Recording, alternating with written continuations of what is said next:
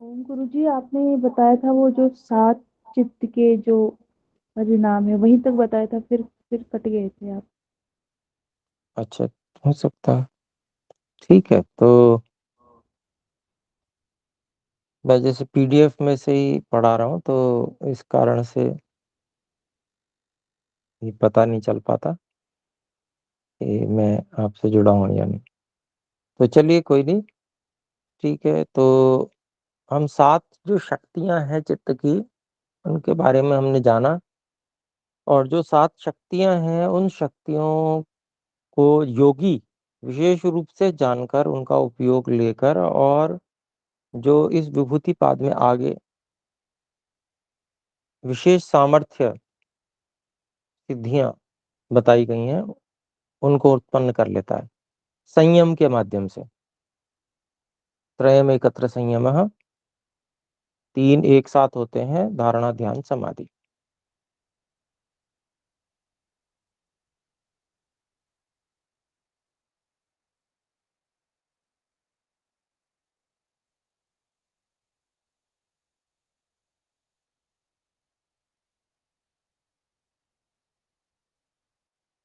फिर अगला सूत्र जो 16वां सूत्र है,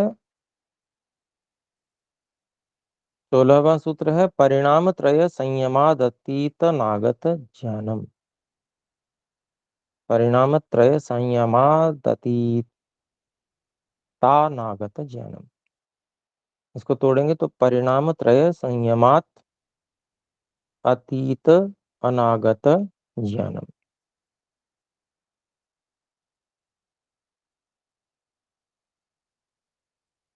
तो ये 16वां सूत्र है। इसकी भूमिका में महर्षि व्यास जी पहले कहते हैं,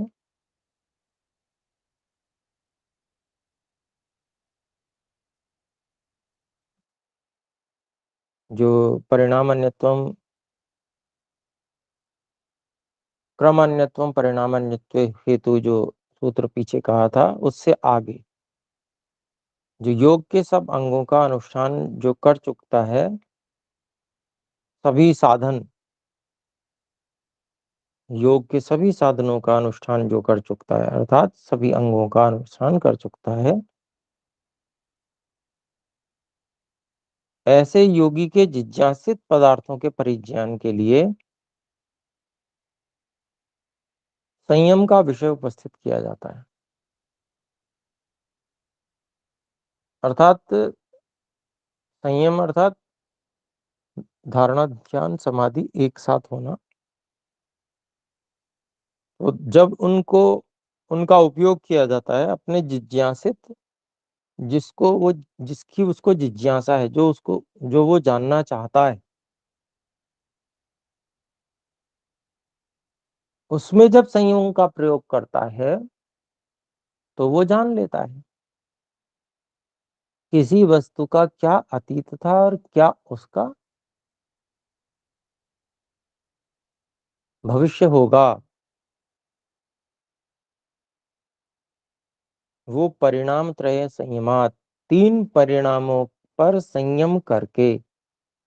कौन कौन से परिणाम? धर्म, लक्षण और अवस्था परिणाम।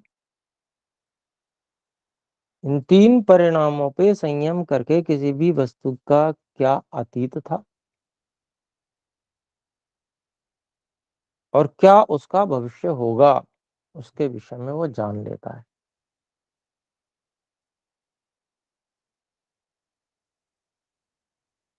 तो जिसका जानना चाहता है उसका जान लेता है, सब कुछ जान लेता है ऐसा नहीं है।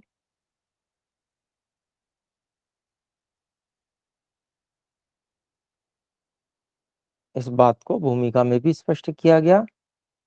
बुभुत्सित, बुभुत्सित अर्थ प्रतिपत्तये। बुभुत्सित मतलब जिसको वो जानने की इच्छा करता है, ऐसी वस्तु की ज्ञान के लिए संयम का विषय उपस्थित किया जाता है।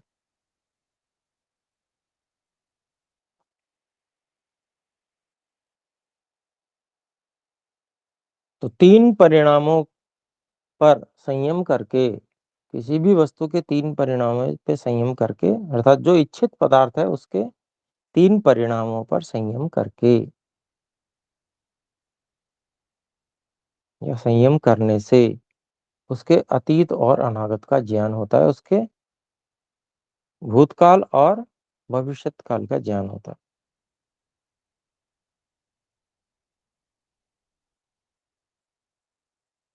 तो इसके भाष्य में क्या कहते हैं महर्षि व्यास जी? धर्म, लक्षण, अवस्था, इन तीनों परिणामों में संयम करने से, संयम अर्थात धारणा, ध्यान, समाधि करने से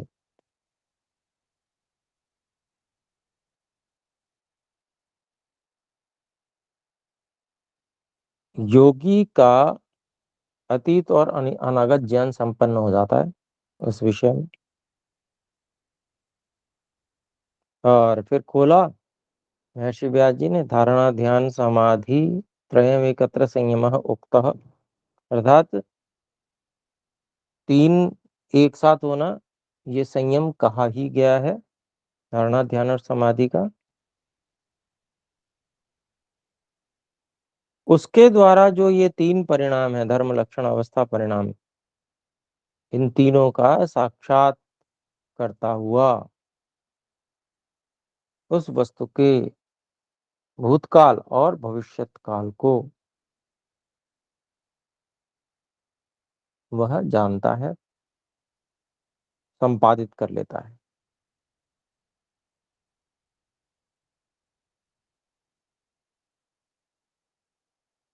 तो ये सूत्र है। और धर्म, लक्षण, अवस्था, परिणाम के विषय में हम समझ ही चुके हैं। पिछले सूत्र में विस्तार से उसका वर्णन आया था।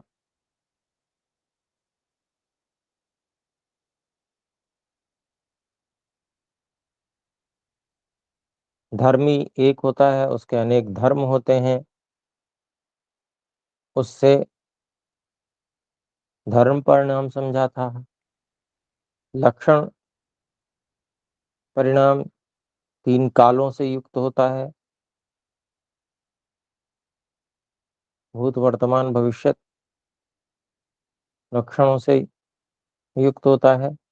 अवस्था परिणाम क्षण क्षण में उसमें जो भिन्नता आती है, हर क्षण में, क्षण बीतने के साथ, समय के बीतने के साथ में जो किसी वस्तु में परिवर्तन आते हैं, वो अवस्था परिणाम है। तो ये जो तीनों परिणाम हैं किसी भी वस्तु में देखे जा सकते हैं और संयम के द्वारा उनको जाना जा सकता है।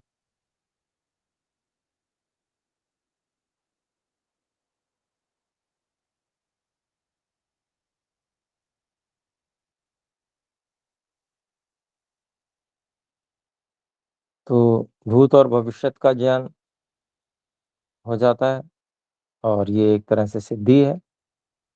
सामान्य व्यक्ति थोड़ा बहुत ही जान सकता है, पर योगी जो है उसका ठीक ठीक समय भी जान लेगा, इतना लगभग इसको समय हो गया, इतना और ये वस्तु चलेगी। तो ऐसा ठीक ठीक उसको पता चल जाता है।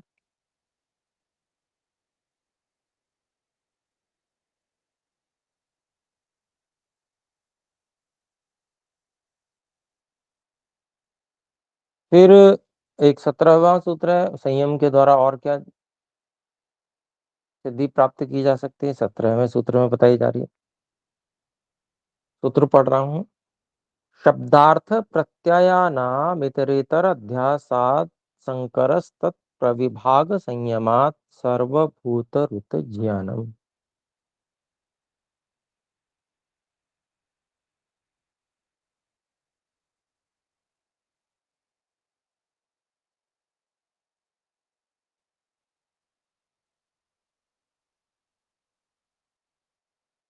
शब्द और अर्थ के ज्ञानों का, शब्दार्थ प्रत्ययानाम, परस्पर सम्मिश्रण होता है, इतरेतर अध्यासात, परस्पर आपस में सम्मिश्रण अध्यास होने से सामान्य रूप से शब्द और अर्थ इनमें भेद नहीं करता व्यक्ति। मैं बोलूंगा गाय,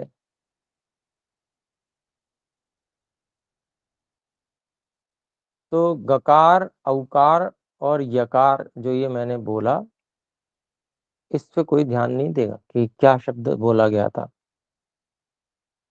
गाय बोलते ही गाय ध्यान आ जाएगी, वस्तु।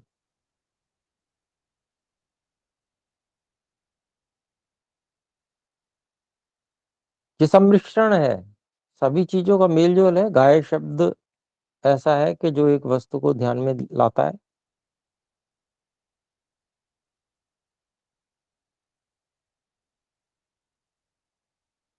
फिर आगे कहते हैं तत् प्रविभाग संयम। सामान्य रूप से तो ऐसा होता है कि उसका सम्मिश्रण रहता है, लेकिन शब्द और अर्थ उनके ज्ञान के प्रविभाग में संयम करने से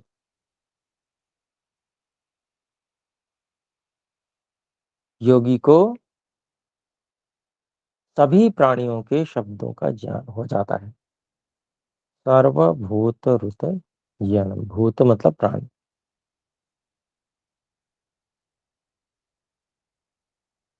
उनकी सब प्राणियों के जो शब्द हैं वो समझने लगता है। कौन प्राणी शब्द, ऐसा शब्द करता है, विशेष शब्द करता है, तो उसका क्या अभिप्राय होता है, उससे वो क्या कहना चाहता है, क्या संकेत कर रहा है उस शब्द से, वह किस अर्थ की ओर वह संकेत कर रहा है, ऐसा वो समझने लगता है। और हमने आज देखा, आजकल देखा ही है कि लोग मिमिक्री कर लेते हैं, बोल भी लेते हैं।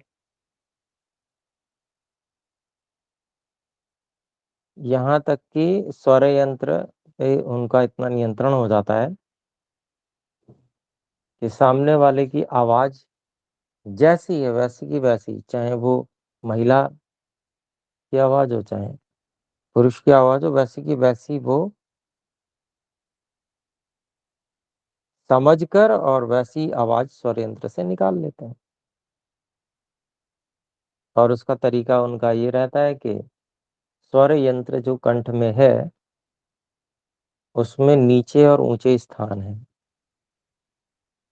तो उच्च रुदात्त है, नीचे रुणदात्त है।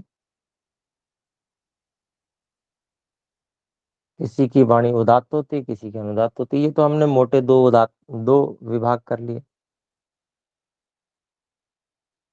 या हमने तीन कर लिए, स्वरित को भी समाहार स्वरिता को भी जोड़ लिया।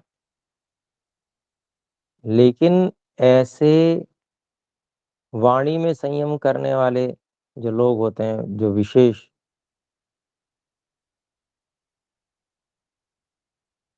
वे लोग इसके हजारों नहीं लाखों विभाग कर लेते हैं। और ऐसी कंठ का जो स्वर यंत्र होता है उसके भी लाखों विभाग करने उनको समझ में आ जाते हैं। कितना ऊंचा बोलना है, कहाँ से बोलना है, वो सब बिल्कुल सामने वाला का देखा, समझा कि ये यहाँ से बोल रहा है और वहीं से आवाज निकाली, बोल देते हैं वो।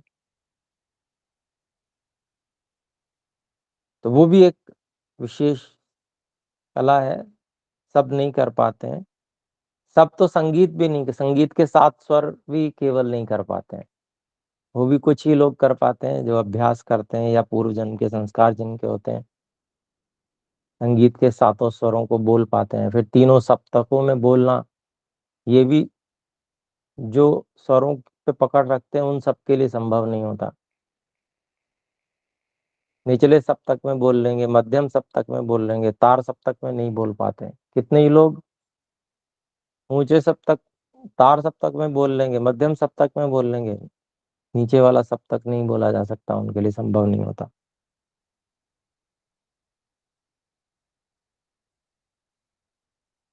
तो शब्द जो है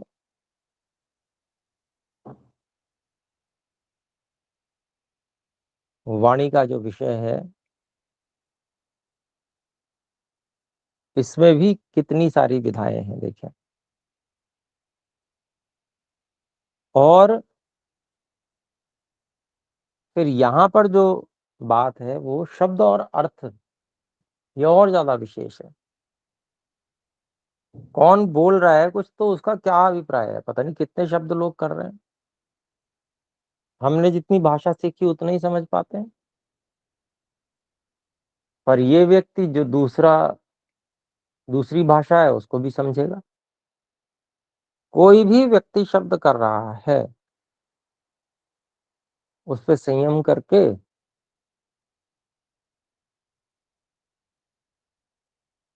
उस प्रकार के शब्दों को जान लेगा और अर्थ को समझ जाएगा क्या वो कहना चाहता है।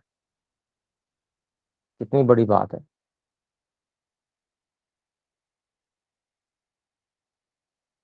कितने ही लोग बंगाली भाषा बोलते हैं, उनको समझ में ही नहीं आती। बहुत थोड़ी बहुत जरा बहुत समझ में आएगी, जितनी थोड़ी बहुत पता है।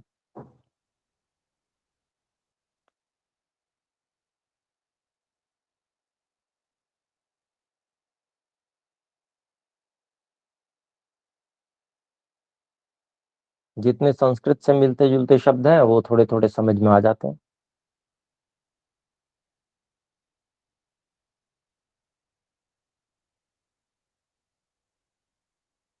क्योंकि वो भाषा हमने पहले जानी हुई है, उसके शब्दार्थ संबंध को समझा हुआ है, इसलिए समझ में आ जाते हैं। तो शब्दार्थ संबंध पे पहले संयम करना तो अनिवार्य है ही। उसमें बहुत समय लगा लिया जाए, किस परंपरा से हमने सीखा उसको, वो एक अलग विषय है। एक परंपरा से हमने सीखा, धीरे धीरे धीरे धीरे धीरे एक व्यक्ति ने संयम कर लिया, समाधि का उपयोग कर लिया उसमें, वो शीघ्र हो जाएगा अत्यंत एकाग्रता की स्थिति से। क्रम वही रहेगा, बस तीव्रता और शीघ्रता और समय का अंतर है। जहां संयम का उपयोग कर रहे हैं वहां पर शीघ्रता से हो जाएगा, बहुत उसमें समय बहुत कम लगेगा। कम समय में वह क्रम पूरा हो जाएगा। क्रम वही रहेगा जो भाषा का रहता है, शब्दार्थ संबंध को जानने का रहता है।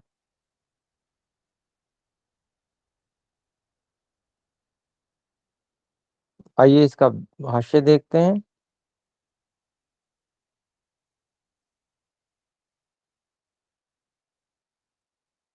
तो महर्षि व्यास जी कहते हैं कि जो वाणी होती है वो वर्णों में अर्थवती होती है। वाणी की सार्थकता, अर्थवती मतलब सार्थकता। वाणी की सार्थकता ही तब है जब वो वर्णों का उच्चारण कर सके। और श्रोत्र क्या है? हमारी श्रवण करने वाली इंद्रिय, सुनने वाली इंद्रिय। उसका ध्वनि का जो परिणाम हो रहा है वही विषय है। ध्वनि में जो परिवर्तन आ रहा है वही उसका विषय है।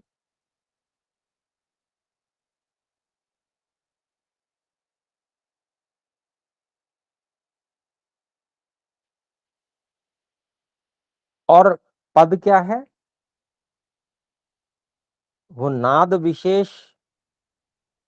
विशेषों का संघात, एक तरह से कह लीजिए।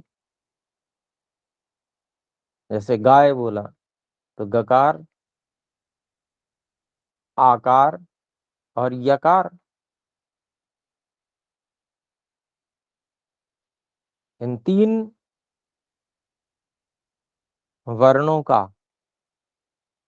तीन नाद कह लें हम। गकार ये भी एक नाद है, आकार ये भी एक नाद है, और यकार ये भी एक नाद है। इन तीन नादों का अनुसंहार जो बुद्धि से समझने योग्य है उसको पद कहते हैं।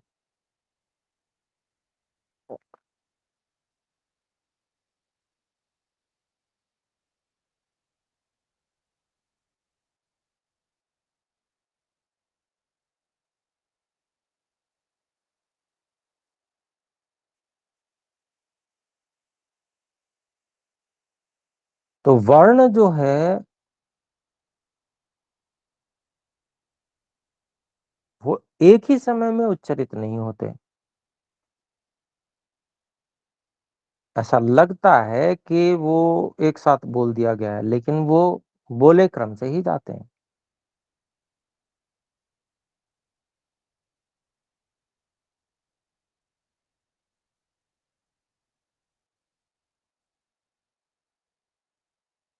क्रम से बोले जा रहे हैं। पहले गकार ही बोला जा रहा है, फिर आ बोला जा रहा है, फिर य बोला जा रहा है, फिर य में जो अ है वो बोला जा रहा है।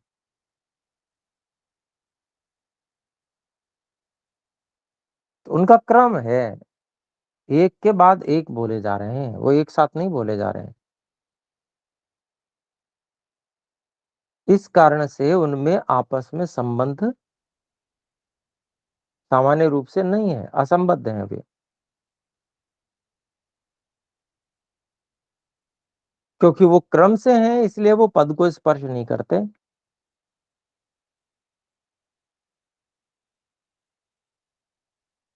पदत्व को प्राप्त नहीं होते, अर्थात पद को बताना, पद को उपस्थित करना, ये कार्य न करते हुए ही पहले ही नष्ट हो जाते हैं। गकार बोला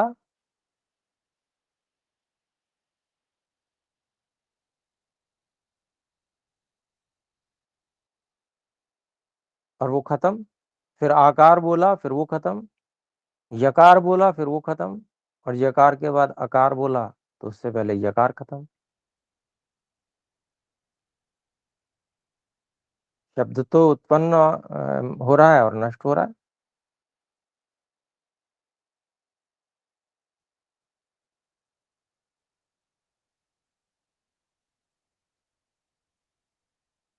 तो प्रत्येक अगर वर्ण के रूप में उसको देखते हैं तो वो पद स्वरूप नहीं है। तो ये तो वर्णों और पदों का आपस में भेद हमने समझा।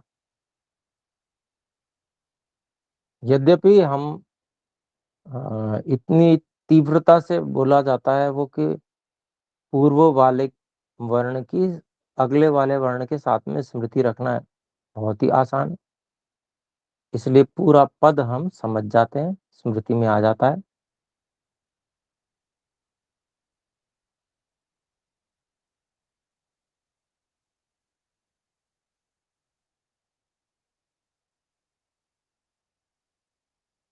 फिर दूसरी दृष्टिकोण से दिखवाते हैं महर्षि व्यास जी। तो प्रत्येक वर्ण है वो पद स्वरूप है।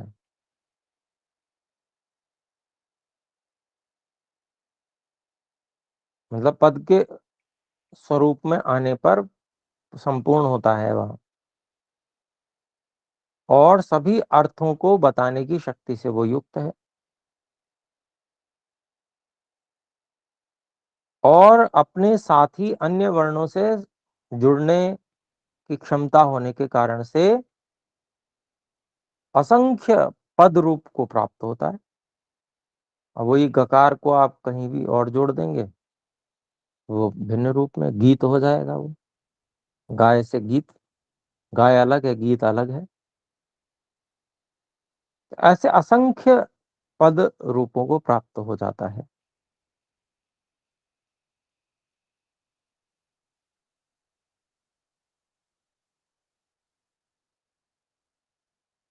और जो पूर्व वाला पहले वाला वर्ण है वो बाद वाले वर्ण से, और वो जो बाद वाला है उससे भी बाद वाले वर्ण से, और ये सब बाद वाले पहले वाले वर्ण से विशेष रूप से संगठित रहते हैं वो, तब जाके एक पद सामने आता है।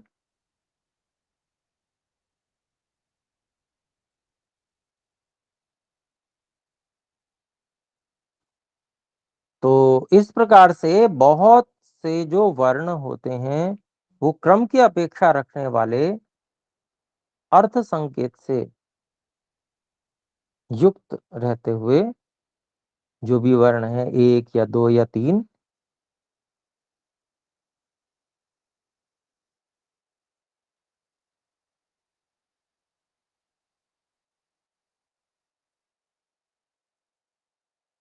तो अपने अपने उन उन अर्थों को बताने की सामर्थ्य से युक्त वे रहते हैं, और उदाहरण के लिए जैसे गकार है, औकार है, विसर्जनीय है, तो गौह ये बोला जाएगा। जैसे ही गौह बोला जाता है तो जो जिसके गलकंबल होता है, गले में कंबल जैसा लटका रहता है, ऐसा ऐसा जो प्राणी है चार पैर वाला, उसको वो बताता है।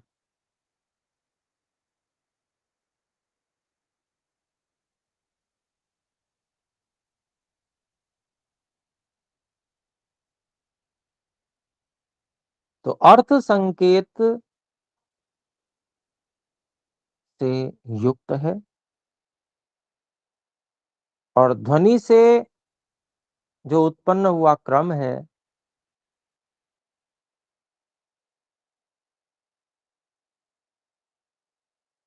वो क्रम की प्रतीति से रहित है। वो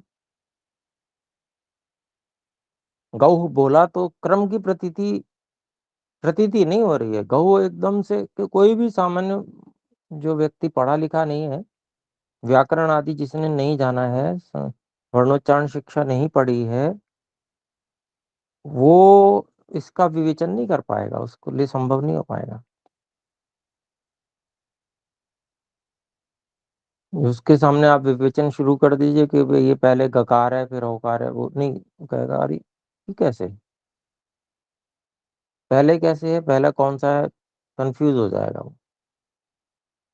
इसलिए ये जो इसको ऐसा कहा गया है कि ध्वनि क्रम की प्रतीति से वो रहित है। जो अर्थ संकेत है, अर्थ संकेत से वो युक्त है, और वो जो वर्णों का क्रम है, लेकिन है तो क्रम, लेकिन वो प्रतीति नहीं है उसकी, उस क्रम की।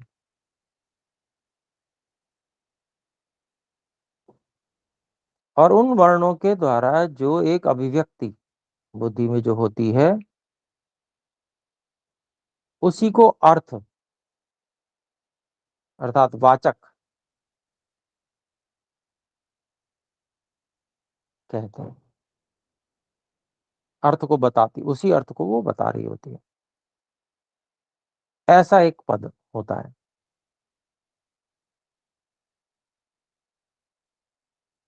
तो पूरा पद जो होता है वो एक होता है। क्यों? क्योंकि वह मतलब जानने का विषय है, समझने का विषय है।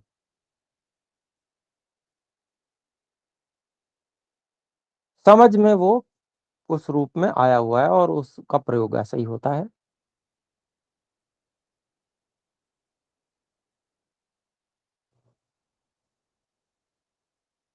और वो जो पद है वो एक ध्वनि रूप प्रयत्न से संपादित होता है। जब भी उन वर्णों का उच्चारण किया जाएगा, भले ही हो क्रम से ही रहा है, लेकिन वो पद एक साथ ही बोला जाएगा, उसी तरह से बोला जाएगा, उसी धुन में बोला जाएगा, तरीके से बोला जाएगा, जो भाषा की एक परिपाटी है उस तरह से। तो इसलिए उसको अखंड और क्रम रहित समझा जाता है। हर व्यक्ति ऐसे ही समझता है। उसमें अलग अलग वर्ण नहीं ध्यान में आते सामान्य व्यक्ति को। बुद्धिनिष्ठ है वो पद। क्षम्यता।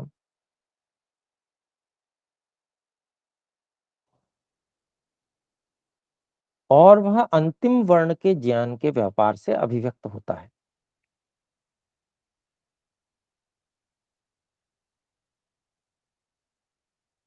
गौ, अब विसर्जनीय जैसी तक बात पूरी सुनाई पड़ी तो क्या है वो वस्तु समझ में आ गई। तो अंतिम वर्ण विसर्जनीय था पूरे गकार औकार और विसर्जनीय में से। तो अभिव्यक्ति विसर्जनीय तक हुई। और उससे हम समझ गए कि गाय के लिए बोला जा रहा है।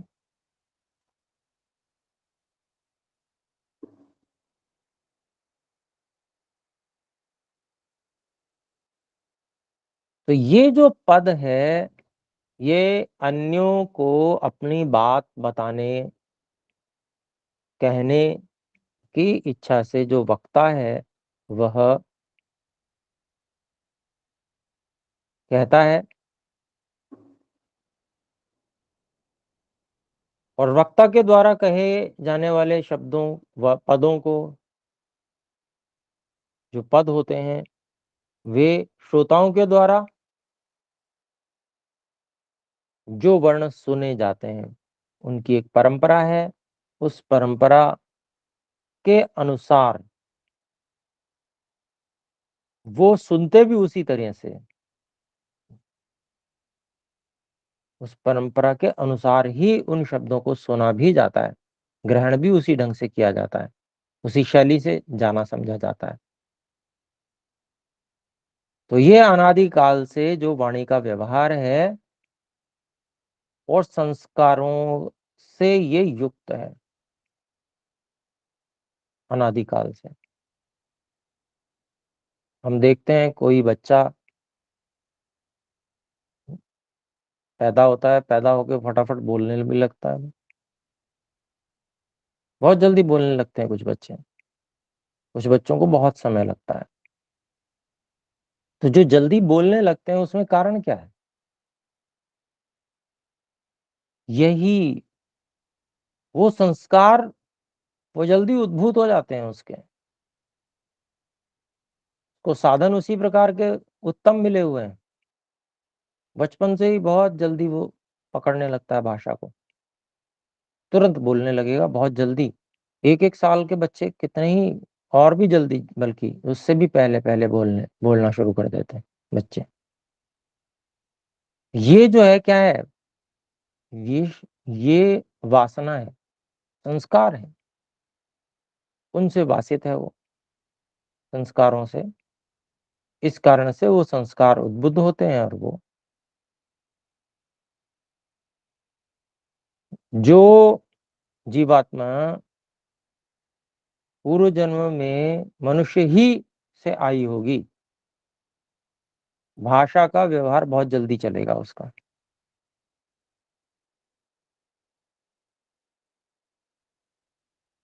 क्योंकि वो संस्कार उसके तुरंत के निकट के होते हैं, फटाफट वो बोलना शुरू कर देते।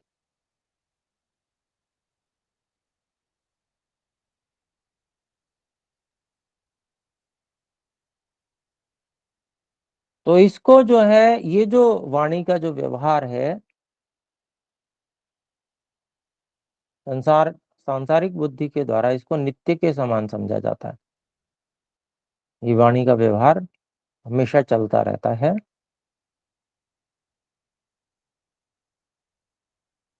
इन सारे वाणी के व्यवहारों का संकेत बुद्धि के द्वारा विभाग होता है।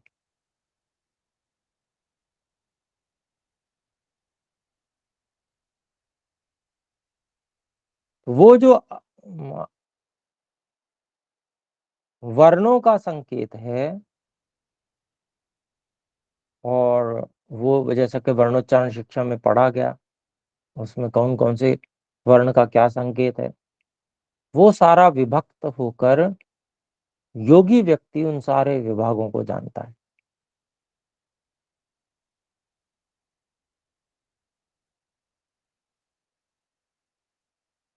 और कौन कौन से वर्ण का किस किस प्रकार से कहाँ कहाँ मिलन हो रहा है।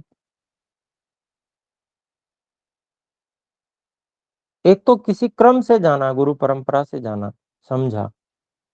और एक, मान लीजिए वो वैसे भी जानता है, क्रम से भी जानता है, और वो गुरु परंपरा से वर्णोच्चारण शिक्षा आदि पढ़ के भी जानता है, और वो संयम का भी उपयोग करता है, तो वो बहुत शीघ्रता से वर्णों के विषय में और उनसे निकलने वाले अर्थों को संबद्ध करके और भाषा का ज्ञान कर सकता है। तो वर्णों का जो इस प्रकार से मिलन कराया जा रहा है बोलते समय। बहुत अलग अलग है, कितनी भाषाएं हैं, सब में भिन्न शैली है, भिन्न परंपरा है, भिन्न प्रकार की लय है।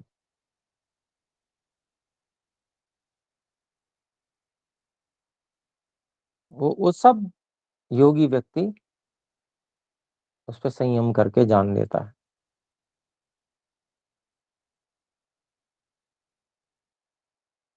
तो जो शब्द संकेत हैं पद रूप में, वो पदों के अर्थों का और आपस में जो मिश्रण रूपी, अध्यास रूपी जो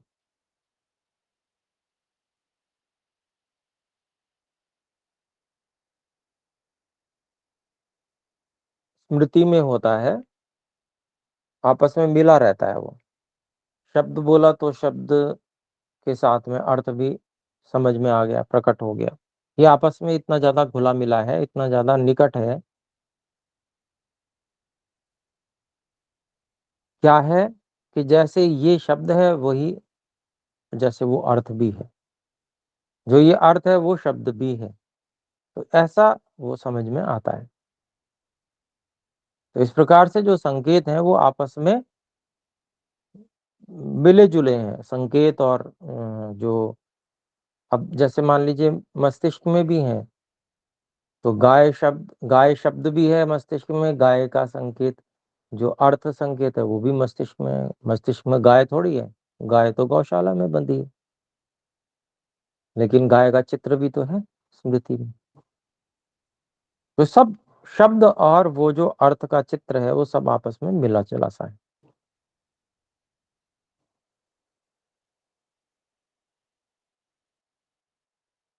तो ये हमने कुछ कर लिया है, इसके विषय में भी और बहुत सारा काफी बाकी है, आधा लगभग हमने इसका कर लिया है।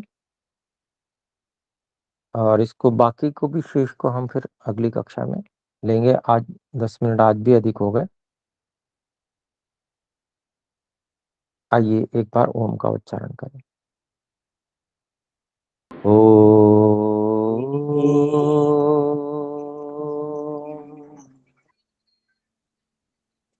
सभी को सादर नमस्ते। नमस्ते गुरुजी। ओम नमस्ते नमस्ते जी। गुरुजी, आपका बहुत नमस्ते जी। धन्यवाद और आभार। धन्यवाद जी। ओम।